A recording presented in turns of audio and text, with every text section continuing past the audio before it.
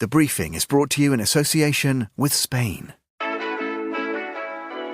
From the wilds of the Atlantic to the warmth of Mediterranean isles, the Spanish coast has something for every occasion.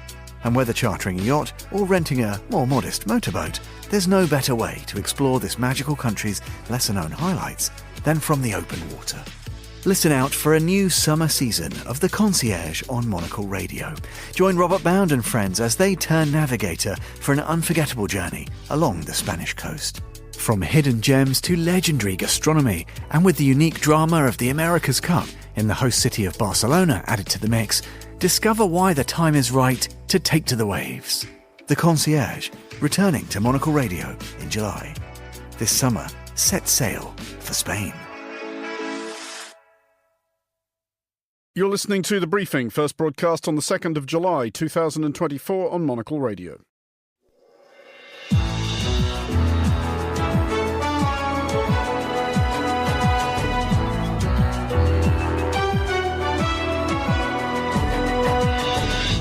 Hello and welcome to The Briefing, coming to you live from Studio 1 here at Midori House in London. I'm Andrew Muller. Coming up on today's programme.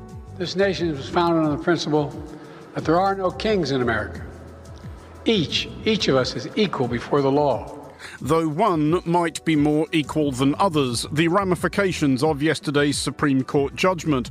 Also ahead, the Netherlands' unwieldy new governing coalition starts work, but how long will it last? Later in the show, the ongoing legitimacy-seeking campaign of the Taliban. We'll wrap up the latest business news and... It's impossible for me in my mind to just bring them with me on a picture and saying, oh, great, congratulations and bye-bye, have a good luck. No, I think when we decide to support young talent and international talent, you have to try to take time. We meet the director of France's Design Parade Festival. That's all coming up right here on The Briefing on Monocle Radio.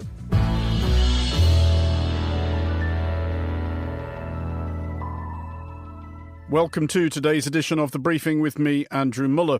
Dutch voters went to the polls last November 22nd. Today, a little over 7 months later, their new government starts work. The protracted horse trading, though not in itself unusual in Dutch politics, was prompted by circumstances which were unusual. The electoral victory of Geert Wilders' far-right Party for Freedom, regarded for most of their existence as untouchably toxic by most other Dutch parties. Wilders is not the Prime Minister, but his party have several cabinet positions, including the Ministry of Asylum and Migration. Well, I'm joined now by Chennai Bostash, a journalist based in the Netherlands. Chennai, we should start with the Netherlands' new Prime Minister, Dick Schoof. Could you basically introduce him for us? Sure. He's called Dick Schoof, so you have to think of the English word oaf. That's a good start. A lovely Dutch in front of it. So it's a test. It could be a test as to whether you're still allowed to remain in the Netherlands, whether you say his name. Anyway, he's a kind of experimental prime minister.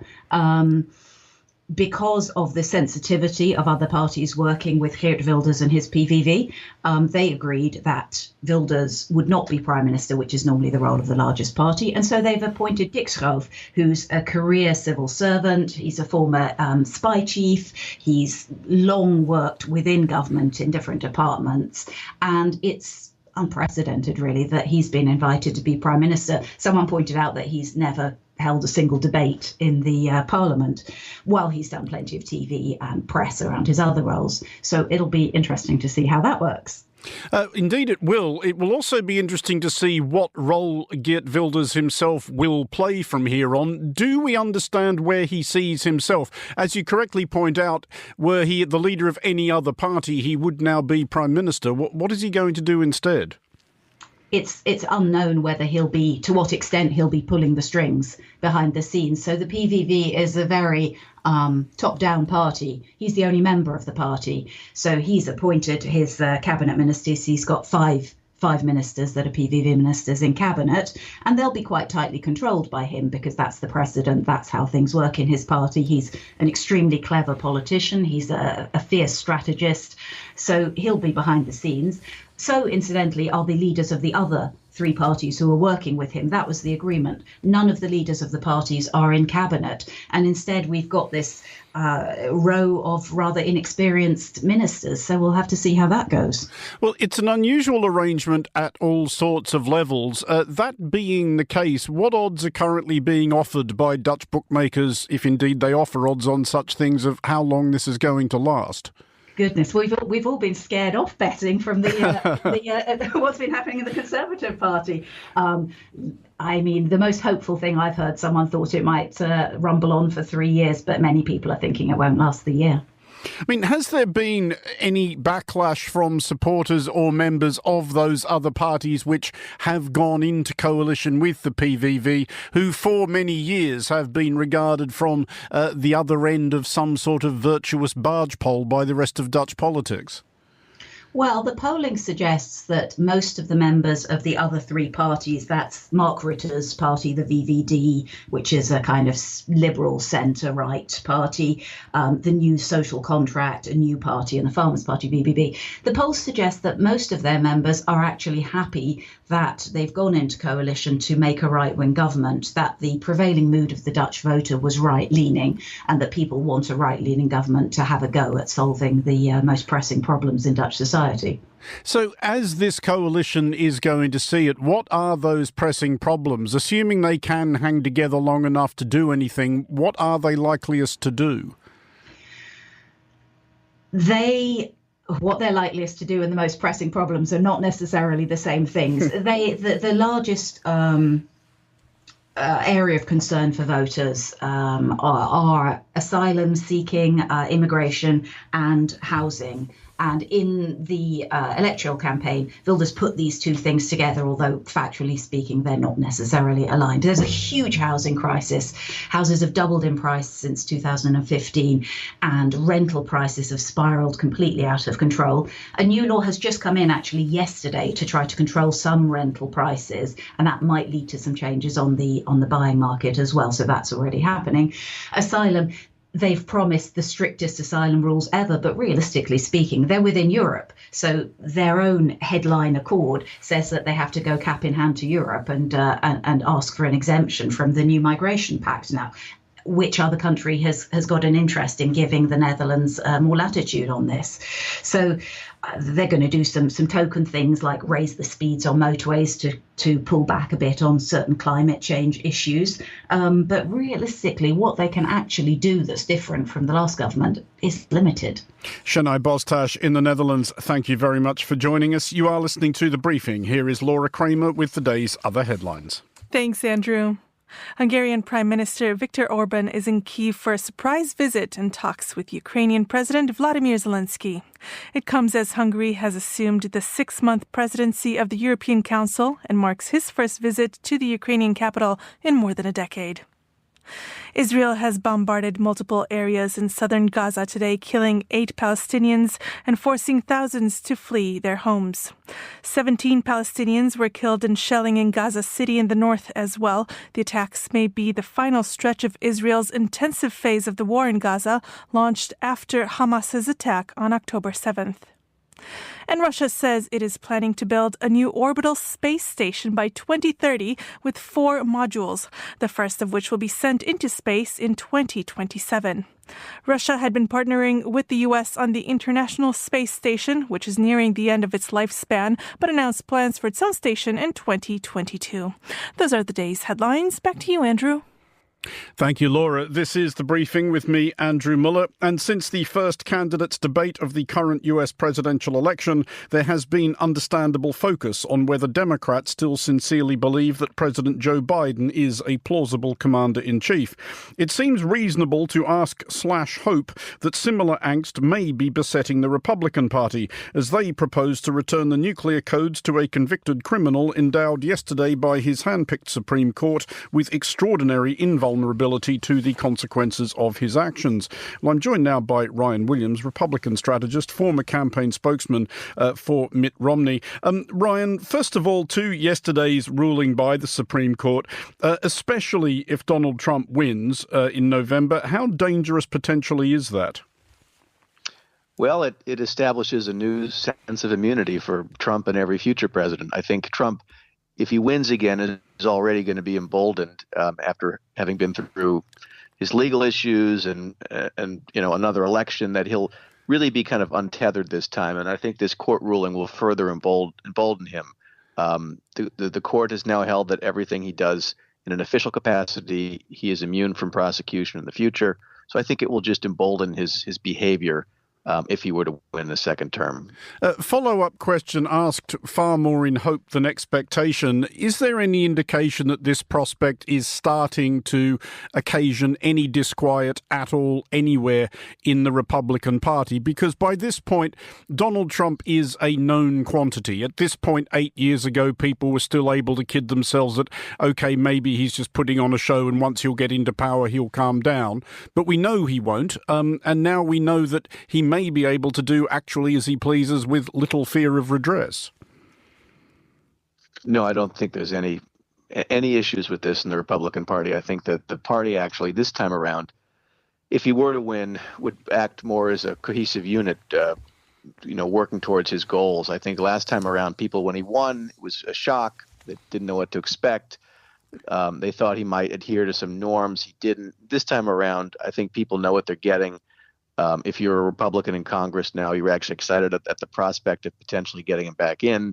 And maybe now, as Biden starts to fade, taking back potentially both houses and having full control of government. If that's the case, you want to be on his team so you can get your agenda if you're a senator or congressman pushed. So I don't see any issues or concerns in the party at this point with the ruling.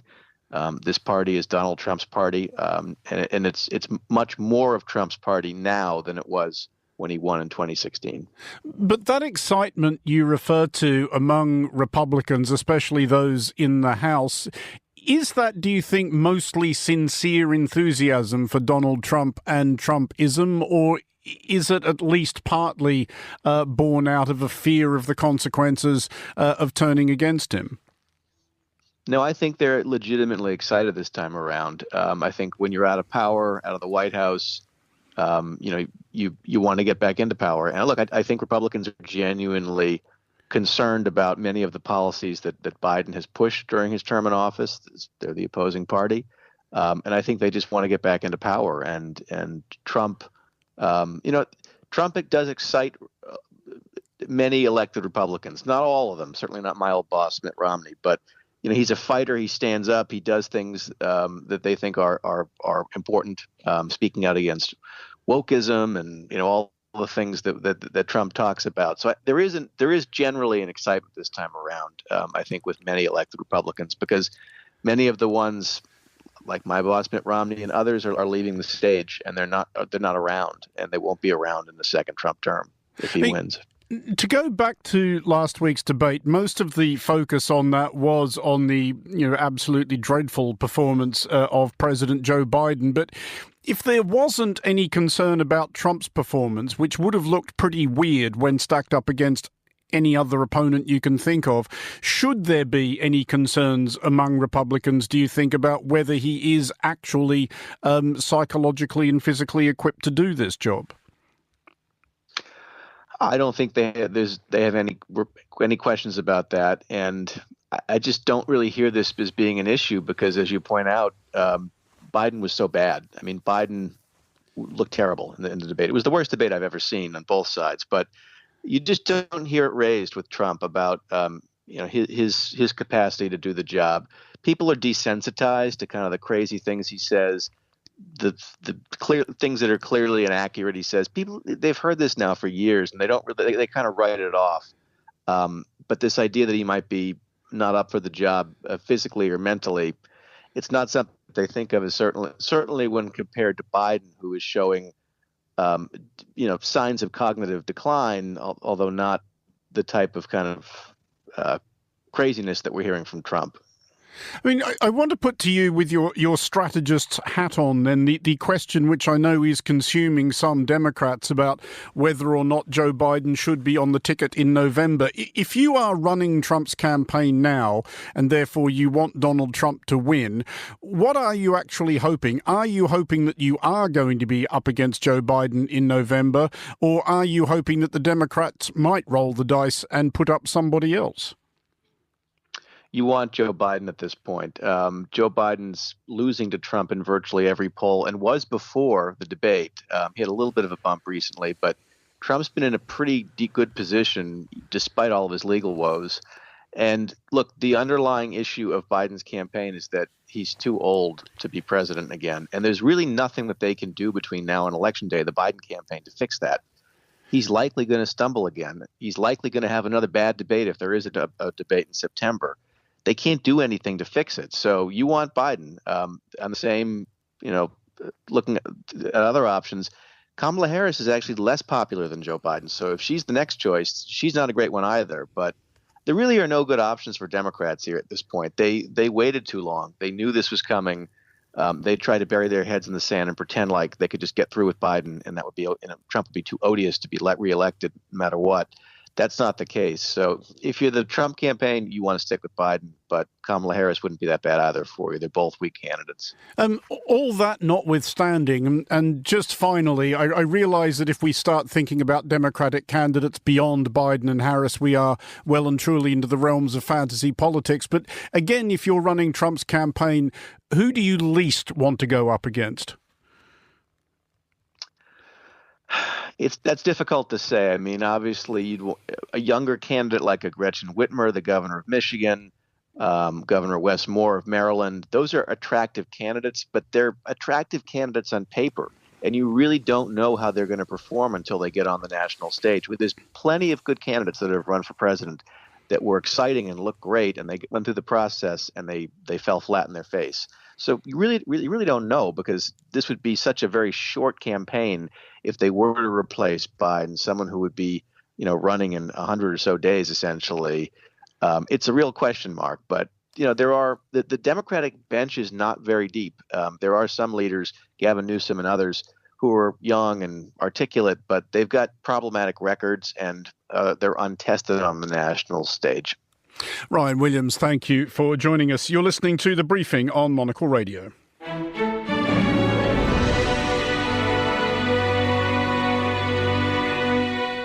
You're back with The Briefing on Monocle Radio. It is coming up for 3 years since Afghanistan, and more pertinently, Afghanistan's people were abandoned to the Taliban by the abrupt withdrawal of the United States. In that period, the Taliban have abundantly demonstrated that 2 decades out of power had not prompted any fresh thinking about human rights in general, female emancipation in particular. Nevertheless, the Taliban are currently asking the West to look past their re-imposition of gender apartheid in a third round of UN-sponsored talks on Afghanistan in Doha, the first to which the Taliban have been invited. Well, I'm joined now from Karachi by Lynn O'Donnell, columnist for Foreign Policy and former Afghanistan bureau chief for AFP. Lynn, first of all, why weren't the Taliban invited to the first 2 rounds of these talks? Was it the obvious reasons?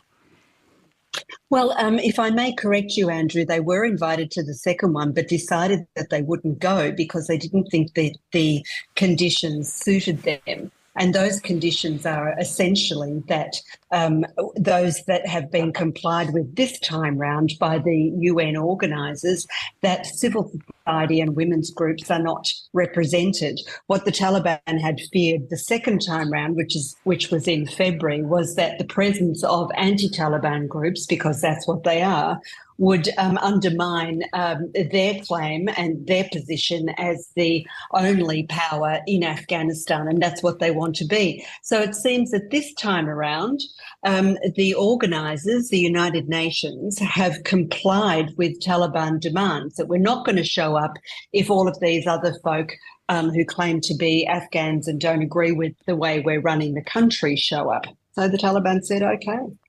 Well, it's easy enough to see. The UN said OK, yeah. It's easy enough to see what the Taliban might want ultimately from this engagement. They want recognition and the legitimacy and doubtless aid and investment that goes with that. But at this point, what is in it for anybody else? What is the upside of engaging with the Taliban? Well, I think that depends on who you're talking about. The upside for China is that they get access to natural resources. They are and have been investing in the Taliban and in the minerals and mining sector and the petrochemical sector with abandon, if you like. Since the Taliban came back to power, they've put billions of dollars into minerals exploration and the mining sector. For the Iranians, who also have good relations with the Taliban, it's about having the Taliban involved in their plans to undermine Israel as a viable state. Taliban officials just last month went to Tehran, where they met with leaders of Qatar and of Hamas. It might be worth recalling that Hamas and Al-Qaeda and former Pakistani Prime Minister Imran Khan were the first three entities to congratulate the Taliban on their return to power in August 2021. So depending on who you are, there is something in it. For people in Afghanistan who are against the Taliban, who are not Pashtuns, who are not men. And so we're talking about a lot more than half the population. There's nothing in it for them. So might we be seeing a return to some sort of great power competition in Afghanistan? Would there not be a temptation at this point for more Western-oriented countries to say, look, seriously, if China, Russia and Iran want it that badly, they can have it? Well, I have spoken to people who work with the Taliban and have good relations, really, interlocutory relations with Taliban leaders, who tell them that when they speak with the Americans, and they do because the Americans have a special representative to Afghanistan in the form of a man called Tom West, they say that the Americans ask them to reduce their contact and cooperation with China because they'd like a bit of a slice of the minerals and the natural resources sector there too. Now, whether that's true or not, I don't know. But the fact is that the United States has poured more than $2 billion worth of aid by their own public admission into Afghanistan in the past almost 3 years. And that includes deliveries of $40 to $80 million a week in cash that is controlled by the Taliban. So, everybody's there. They just are there in different ways, and they don't want to admit that they are cooperating with the Taliban. But the Taliban see it as tacit recognition of their regime. And they also see their involvement in this meeting that we're talking about that happened Monday in Doha as a tacit recognition that they are the government of Afghanistan, whether they have that legitimacy on paper or not. Lynn, you're speaking to us from Karachi, and you mentioned Imran Khan earlier. There has been a development, I guess, in his case, which is that the UN Working Group on Arbitrary Detention has called not only for his release, but compensation for the time he has served. Is that likely to make any difference to his present predicament? I don't think so. I would imagine, Andrew, that the Pakistani authorities will dig in. There was an election, as you know, in February here that was really fraught with all sorts of irregularities, and the United States has also accused the Pakistani government of coming to power illegitimately and called for an investigation into the election that happened on February the 8th. I doubt very much that the Pakistani authorities are going to say, oops, yes, sorry, UN Working Group, you're right, sorry, Mr. Khan, off you go. They have him on hundreds of charges. Some of them have been overturned by the court system here anyway, but there's still a long way to go for Imran Khan. I don't think he's going to be seeing a daylight from freedom any time soon, to be honest. Lynn O'Donnell, thank you for joining us. You are listening to The Briefing on Monocle Radio.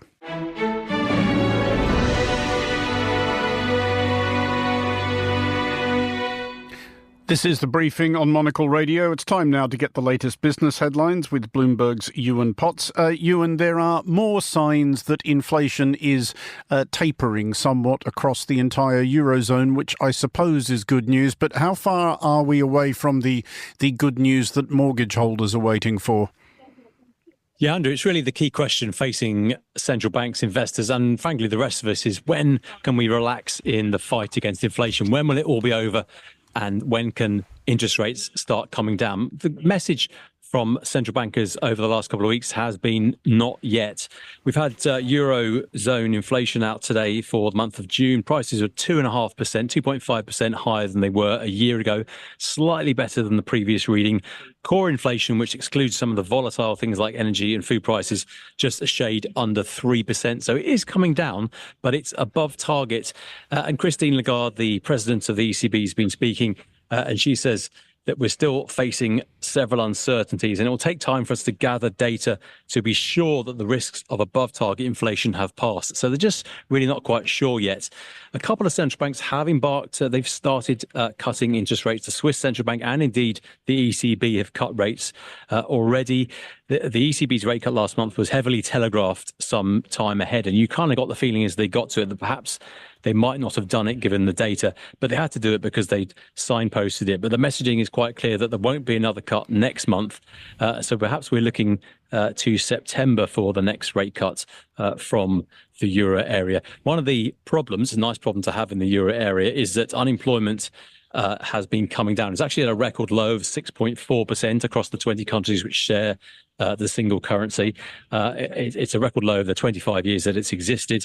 Not a particularly low rate, but of course these countries, many of them have had quite poor labour markets in recent years. But the trouble with that, of course, is it does add wage pressure. So wages are rising as companies compete for staff, and that is an issue in the fight against inflation. In the US, it is a different problem. The labour market there has been slowing. Inflation is still above target, but the labour market is definitely cooling from those heady post-pandemic days. At its peak in 2022, there were a record 12 million job openings in the US, and that number has now dropped down to 8 million at a three-year low. So the labour market is definitely cooling in the US. Whether it is cooling enough for the Fed to start cutting rates, well, we're still waiting to see on that one. Well, another consequence, or at least partially a consequence of inflation, has been what is known as shrinkflation, i.e. the practice of companies of packaging smaller amounts of something and then charging you the same amount for it. Have we learned a new trick in growing sales?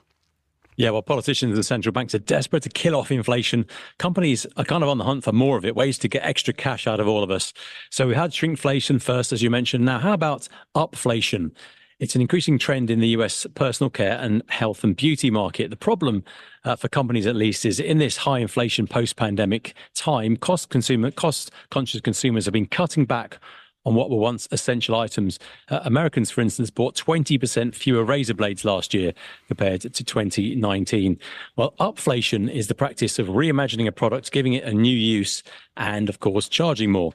Procter & Gamble is charging $14 for an all-over body deodorant. That's double the cost of a standard stick. And Gillette is selling $15 intimate razors, $5 more than a normal razor. Companies say these products are performing better than forecast, although it's quite difficult to get exact sales figures. Procter & Gamble's most recent earnings report highlighted an almost 2-year trend where revenue growth came from people buying fewer things but at higher prices. Personally, I've always made my razor last for ages, and I've got no intention of buying any fancy ones, so I'm probably a lost cause on this front. Ewan Potts, thanks as always for joining us. This is The Briefing.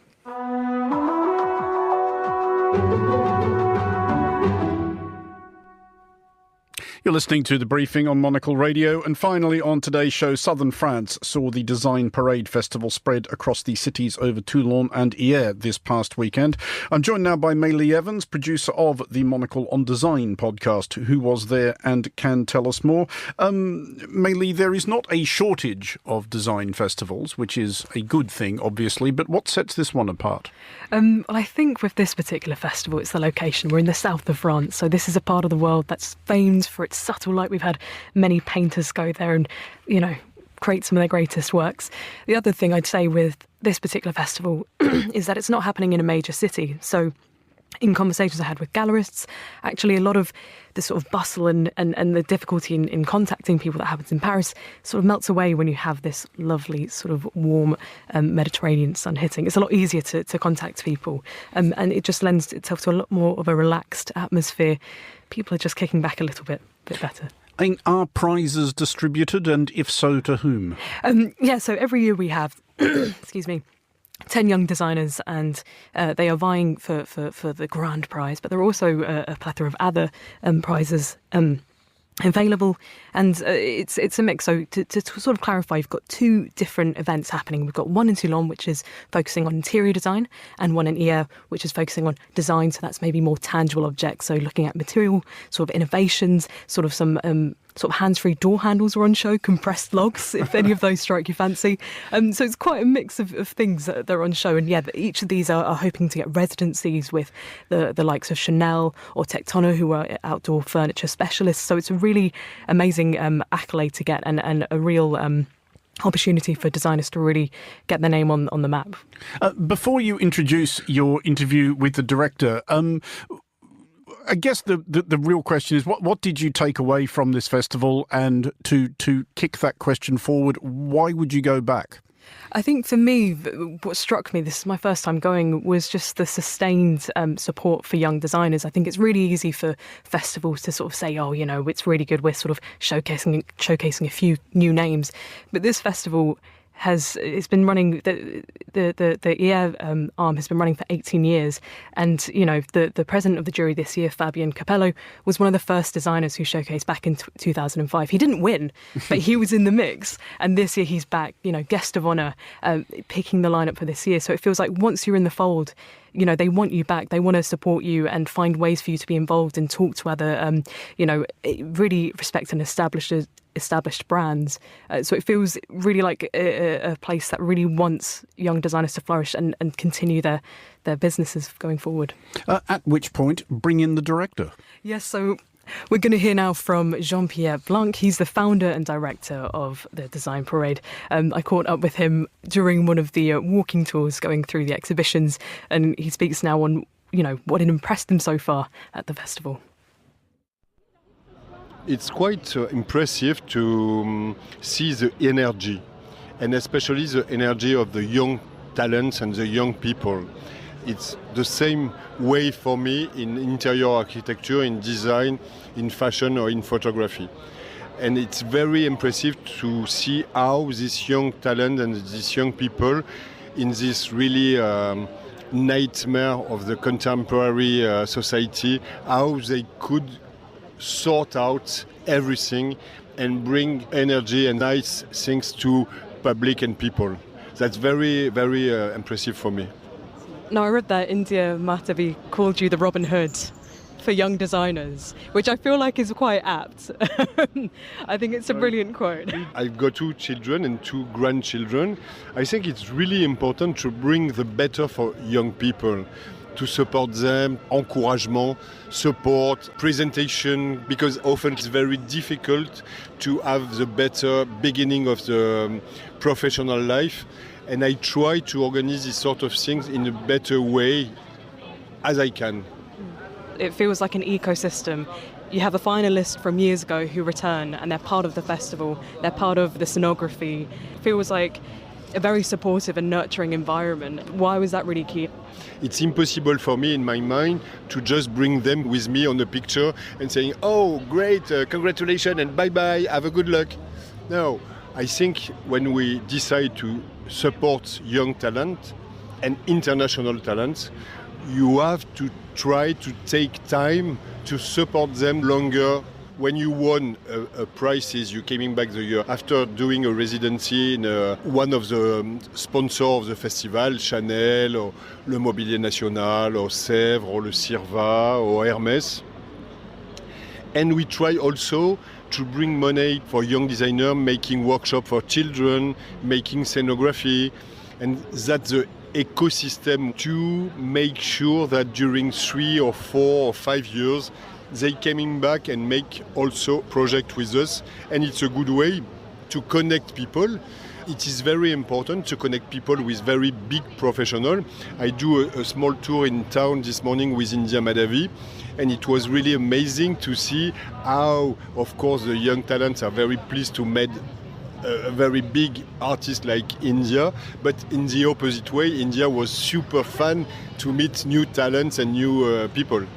And I was struck yesterday when we took the tour, everybody was together. It wasn't a case of press over here, designers over here, everybody walking around together and yourself actually leading the tour, which feels very unusual for events like this. You seem very much in the mix and involved in what's going on.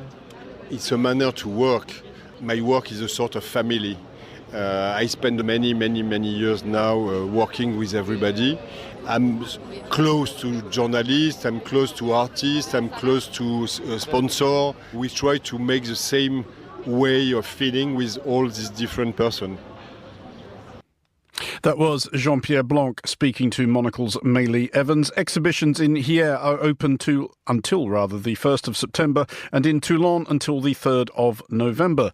And that is all for this edition of The Briefing. It was produced by Chris Chermak, our researcher was Gunnar Grunlid, and our studio manager was Flynn Simons. The Briefing returns tomorrow at the same time, midday London. I'm Andrew Muller. Thanks for listening.